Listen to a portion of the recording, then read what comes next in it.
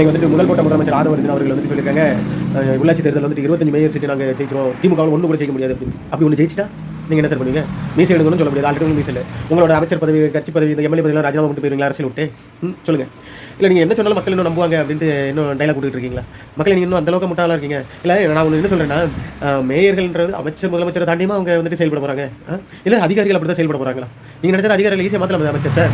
அந்தளவுக்கு வந்துட்டு ரொம்ப வீக்காக இருக்கீங்க. இல்லை இதில் நீங்கள் என்ன சொன்னாலும் தமிழ்நாடு மக்கள் வந்து நம்புவாங்க, அதனால் நம்ம அடிச்சு விட்டுட்டே இருக்கலாம் அப்படின்ட்டு அடிச்சு விட்றீங்க. இருக்கிறதால திமுக காரணம் மக்களை வெறுத்துட்டாங்க சார். நீங்கள் இப்படி சொல்கிறத பற்றி இன்னும் வந்ததுலேருந்து ஒரே திமுக தான் காரணம், திமுக தான் காரணம். அரசு நடத்துறதுக்கு அவன் முதலமைச்சர் ஆக்கி விட்டாச்சு, இன்னும் திமுக காரணம்ட்டு கூவி கிடக்கான். 30 நாள் ஆகும்போது இன்னும் உங்களுக்கு ஆட்சி அமைக்கல, இன்னும் எலெக்ஷன் பிரச்சாரம் பண்ணிட்டு இருக்காங்க. உங்களுக்கு சிஎம் சார் முதல்கொண்டு மக்கள் வந்துட்டு ஏளனம் பண்ண ஆரம்பிச்சிட்டாங்க. சரிங்களா? அவங்களுக்கான அறிவிச்ச திட்டங்களை நீங்கள் ஒன்றும் கொடுக்கல. மக்கள் வந்துட்டு 50 வருஷம் முன்னாடி வச்சு நேரத்தில் ஒரு இடத்துல பந்தத்தை கொளுத்திட்டு போகிறாங்க கரண்ட் இல்லைன்னு. ஆதிவாசி ஆக்கிட்டீங்க தமிழ்நாட்டு மக்களை. அதான் தமிழ்நாடு அரசை கொடுத்து ஒரு சர்க்கஸ் கூடாரமாக வந்து நீங்கள் மாற்றிட்டீங்க.